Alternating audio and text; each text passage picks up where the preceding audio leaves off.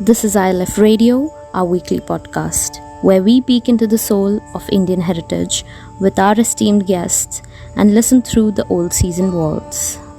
For this episode, we will camp right at the heart of Vasai and travel to a city from the 16th century. Located very close to the financial capital of Mumbai, the fort of Vasai, with its rich history, has been home to a dynamic group of population, and its architecture carries within itself the stories of many centuries, ranging from the Portuguese advent and their growing prosperity in the region to the local rebellion, the many exchange of hands leading to its final ownership and subsequent downfall. The fort has had numerous tales to tell, and we'll listen to all of them in this week's episode. So let's march right into it. Hi, I'm your host Rashmi from India Lost and Found. For this episode, we have Mr. Pascal Lopez with us. Pascal Lopez is a computer engineer, historian, as well as a coin and stamp researcher. He holds a master's degree in numismatic and archaeology. A local resident of Vasai, he is currently pursuing his PhD researching about the Indo-Portuguese Maratha era along with coins and forts. He also conducts lectures and exhibitions on these subjects for university students. As a member of the Heritage of Vasai group, he conducts walks to promote the heritage of the region. With 3,000 coins and 1,000 stamps in his armor, the National Center of Performing Arts invited him to exhibit his collection. His work on coins, stamps, and Vasai Fort was appreciated by the government of Maharashtra. Mr. Lopez was invited by the governor of Maharashtra to understand the research work done by him and the team on the Portuguese church bells in Hindu temples. He has been awarded by the Mumbai Gautam Panchayat, Mumbai Coin Society, and Philately Society of India for his heritage walks, coin, and stamp exhibitions. The Indian Peninsular region is surrounded by the sea, namely by the Indian Ocean, the Arabian Sea, and the Bay of Bengal. Its location made it favorable for countries around the world to carry out trade via sea routes.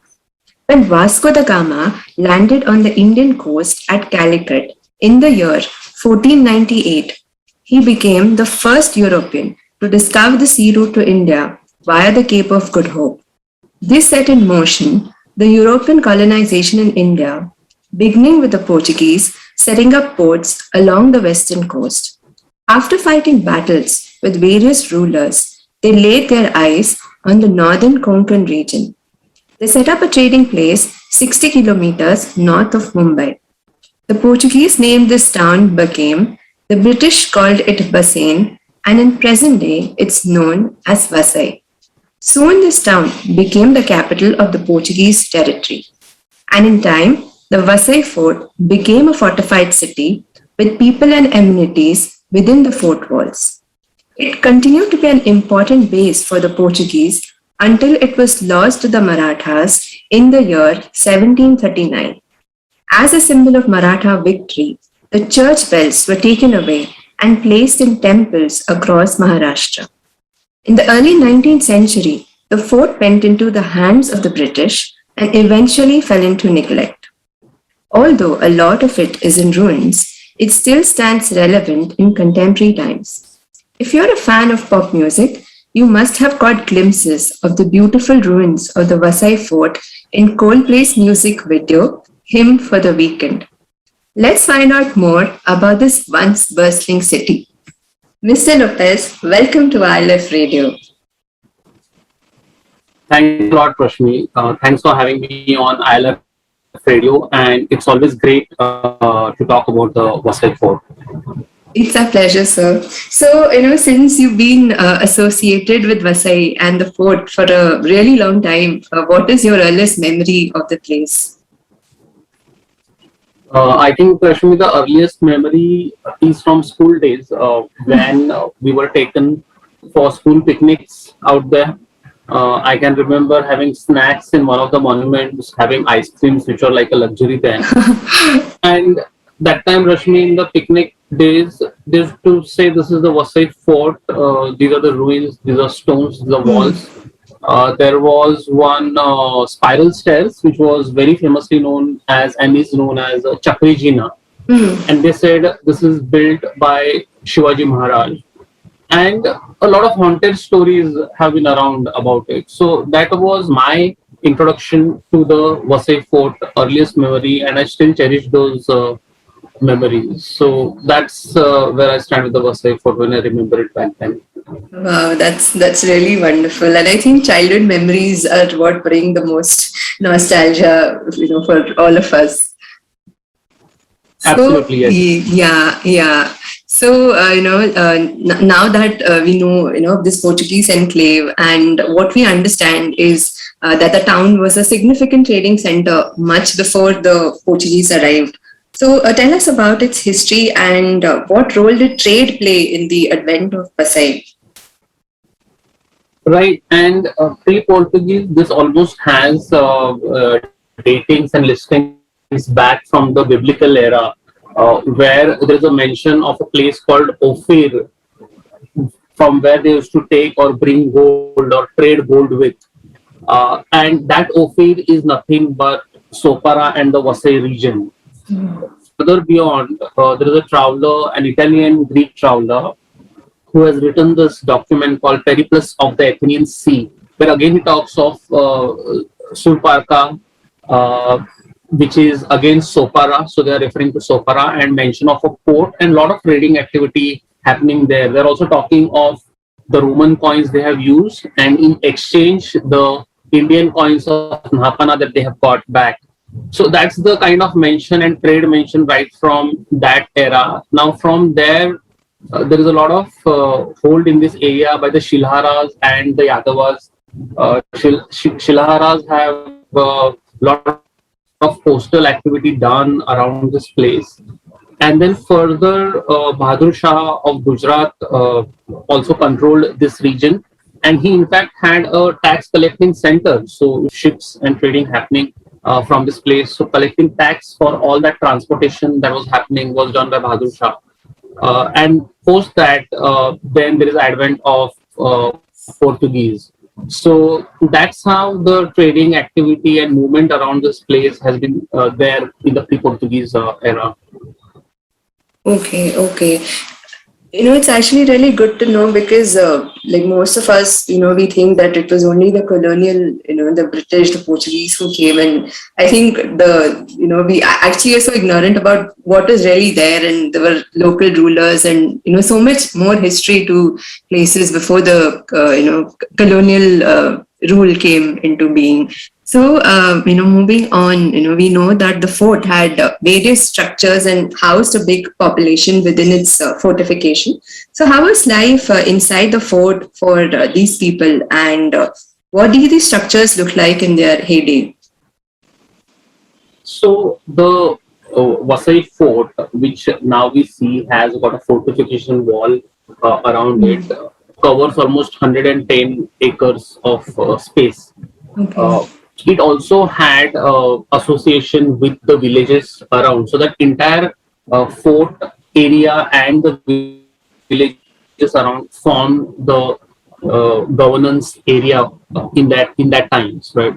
And around 300 residents are known in and around the fort, who are the kinds of either soldiers, they are noblemen either from Portugal or from this place, or they are artisans, either carpenters or who can work with brick and stones. So these are the kind of people that have been known. Now this place or the Vasai fort has churches, it has temples, there are learning institutions, there is administrative office, there are community places, there is a hospital, and there is also a mint. So from this we understand that if you look at the architecture of the fort, it's not a fort, but it's a fortified city.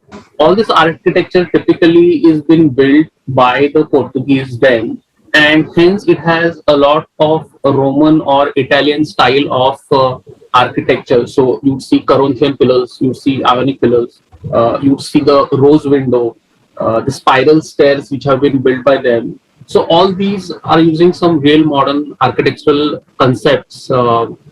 The marks and inscriptions that exist on the fort can also be seen. A lot of travelers like Bucero and Gamil Gurani from Italy, they have written what has happened and or whenever they visited the fort, what were the activities. So they have talked of market being there where people used to buy and sell bamboos, paper. They have talked of ceremonies that could be marriages or other ceremonies. They have talked of certain sports that are happening within. So this is how the place was, and this is how people have moved around the architecture and certain activities that were happening in the fort at that time. Wow, so the fort was really alive in the real sense. Absolutely. And Rashmi, when we do the heritage walk out there at times, just to ensure that people really understand that and they can really see that in person when we are talking of these things, they can really see that in person, that how it is. So basically the stones and walls, really then you can imagine how they would have looked and they almost start talking to you then. Yeah, absolutely. So, in the context of the population the Portuguese ruled over, what were the socio-cultural implications of their advent in the region? So I think the region then and even now have people who have lived here for ages. So like even now, the locals from here have lived here for ages. I think the advent of a European power like Portugal in this region has influenced a lot of things. One of them is the food habits, right? So the coastal water really had a lot of different types of fish, but typically the eels, which are locally known as newties, and the Bombay duck as we call it, right? They are very much found in the region. I think what Portuguese brought to this kind of fish is the kind of spice that they brought along with, the spices that they brought to make it really tasty. I think they really brought in vinegar that helped, preserve food, make the food more spicier. Chili pepper, certain dishes that were absolutely exclusively introduced because of the Portuguese, and I think it also has some influence from the British at times. So, like the vindaloo, that is known by a lot of people, but sarpatel is a dish that very few people know. That was something that was brought in by them. They also influenced the region by the kind of fruits and trees. For example, tomatoes, pineapples.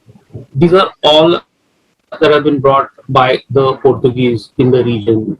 Certain ceremonies. So, for example, marriage, right? So, it is a mix of the culture here and some of the procedures that have been brought by them. So, a culture called Umra Sa Pani, where you get the bridal water for bath before the wedding day, which is blessed with the fig tree. So those are the cultures that get influenced by them. But at the same time, you see, while that culture exists, so does the culture of having banana trees at the setup of the ceremony is a very Indian culture, and use of ornaments for the ceremonies are very Indian. So it's a mix of culture that has now grown in this region. The dressing sense, right? So use of the lugda, which very few women use now, but people are trying to preserve the culture, and even young women are using that now, which is a red styled kind of a sari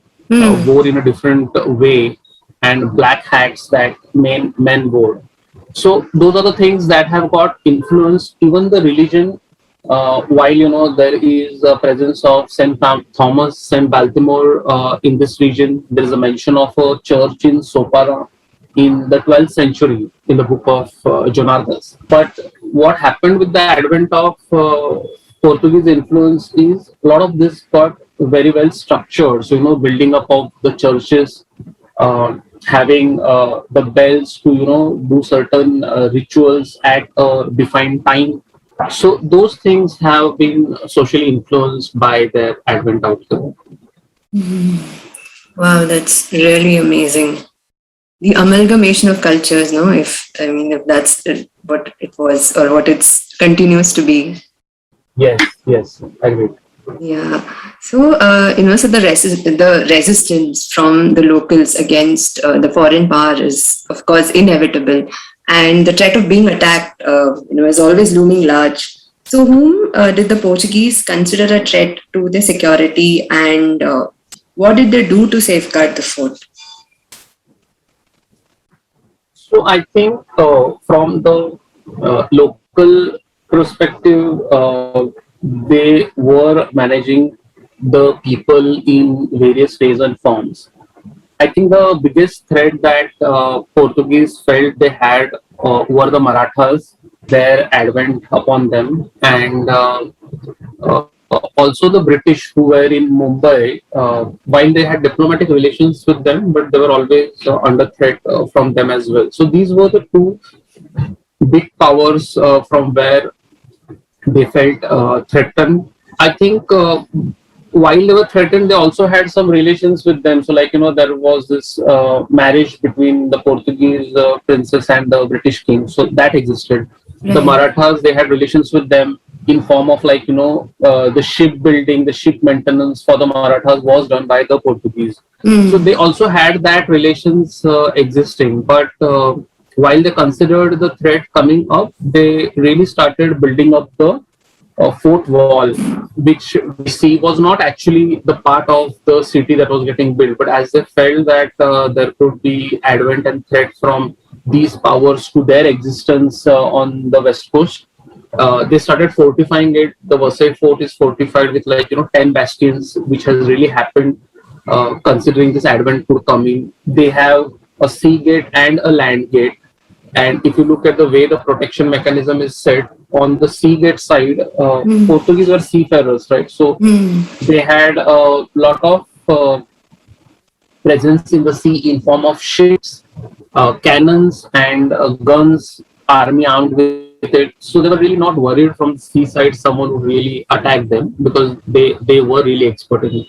On the land side, they ensured that the wall was really thick, so that it was really difficult for people to break it. So that is the protection mechanism they have used from the land side. So that's how they have really ensured that they are protected.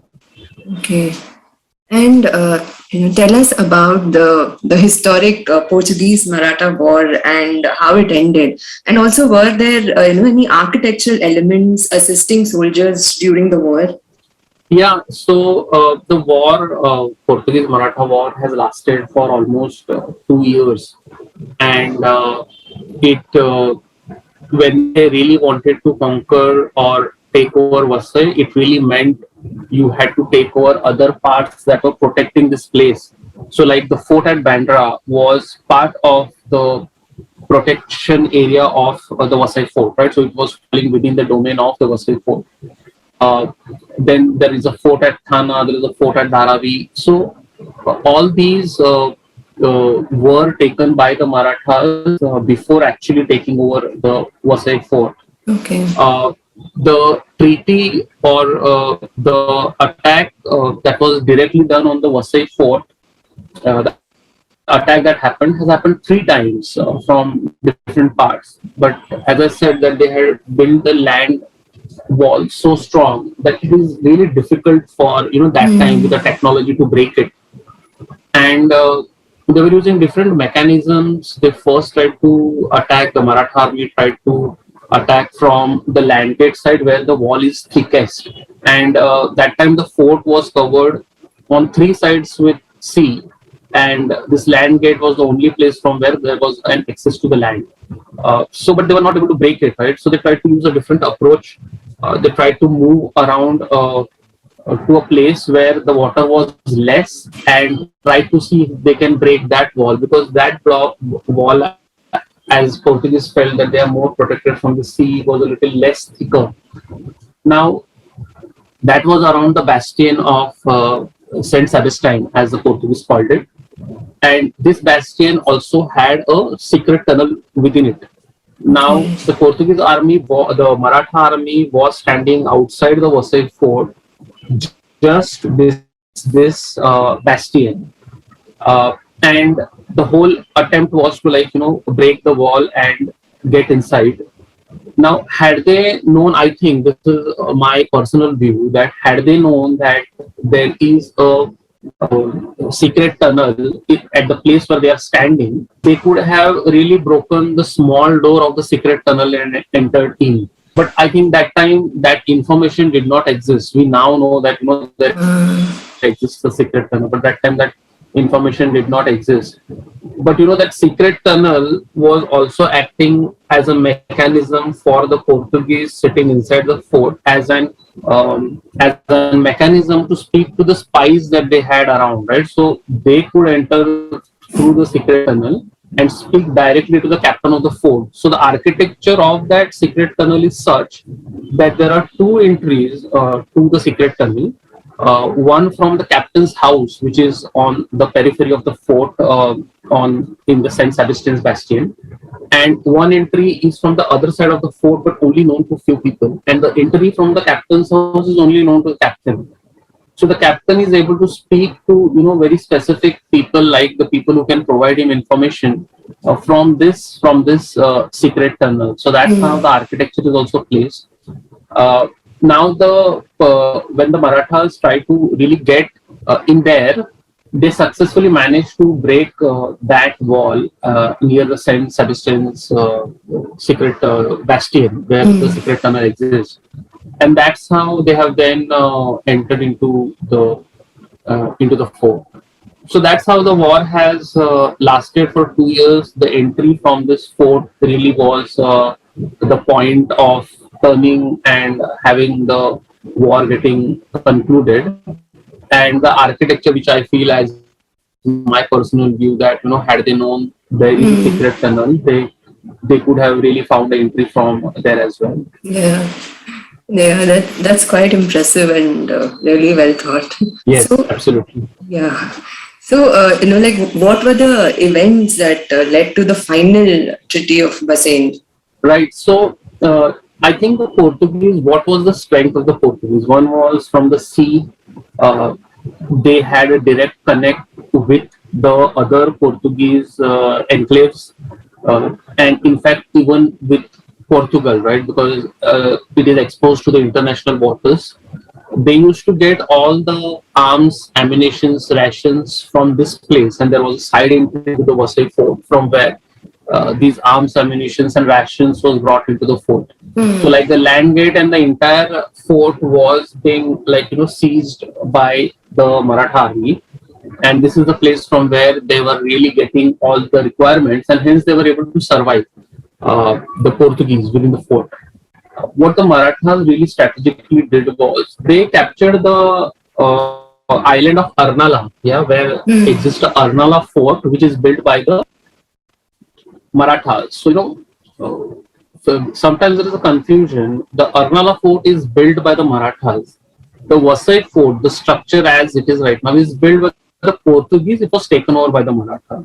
So the Portuguese just had a watchtower at Arnala, which was just to see if someone is entering the international waters through the international waters coming towards the Vasai fort, and help signal the Vasai fort area that someone is entering. Be cautious. Or what the Marathas did very strategically was they captured this watchtower, because the watchtower had hardly any soldiers there, right? So they captured the watchtower. They actually built a fort there, and they stopped anything that was entering into that place to come to the Vasai fort. So what happened was the Portuguese in the Vasai fort stopped getting the rations, they stopped getting the ammunitions, and anyways they were not allowed to get out from the land side of it. So I think this was one of the events that eventually made them more weaker.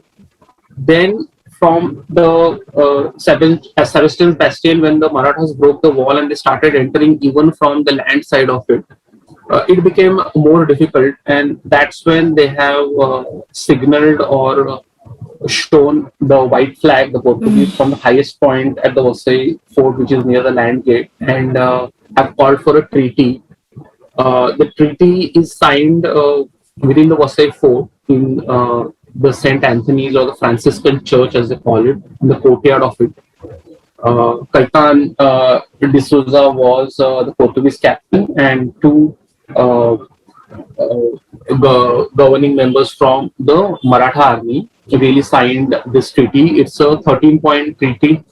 The treaty talks of what the Portuguese can carry as they move out of the fort, and also talks of preservation of the churches that were built. And that's how the treaty got signed, and the war was stopped and concluded. What we need to note is, while Vasai and Chaul were lost from the Portuguese as part of this war, Goa, Daman and Diu still stayed intact because they were really advancing in these areas as well. But as part of the consequences of all these events that were happening, there was also an agreement to not take over Goa, Daman and Diu. So that's how the Bassein Treaty took place, some important points and the reasons for signing the treaty and concluding the war.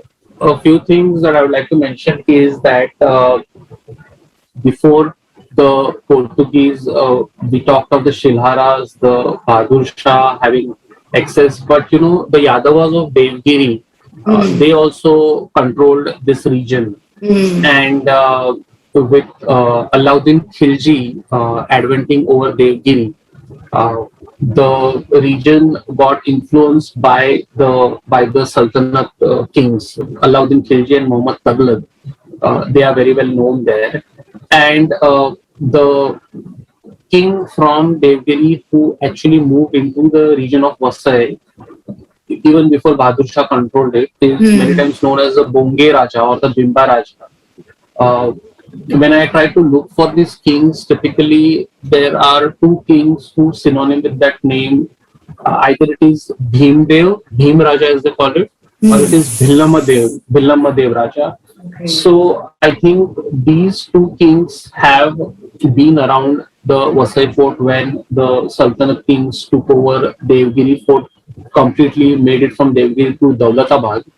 And Bimba Raja or Bhimdev or Bhillamadev was around the Vasai fort. So he stayed around the Vasai fort, and they said before Bahadur Shah built the tax collecting center, he had a small gadi, which is a place built with 4 pillars and a place to stay. And even today, if you visit the Vasai fort, the tax collecting center and this Yadava king's remains of the stones that they could have used, the engraved stones that they could have used, we still see specifically in the citadel of the Vasai fort the stones that the Portuguese have put up to build it, and you will find these in between stones which are having carvings, or which are having some other kind of styling.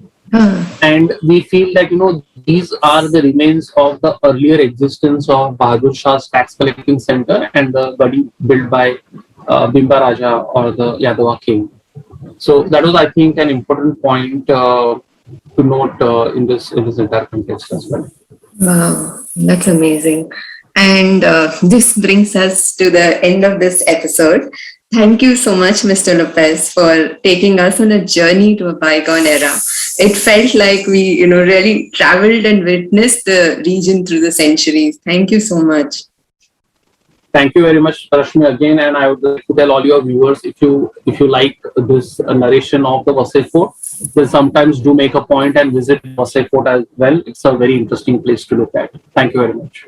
Yes. So for all our listeners, tune in to iLift Radio. Let India Lost be found.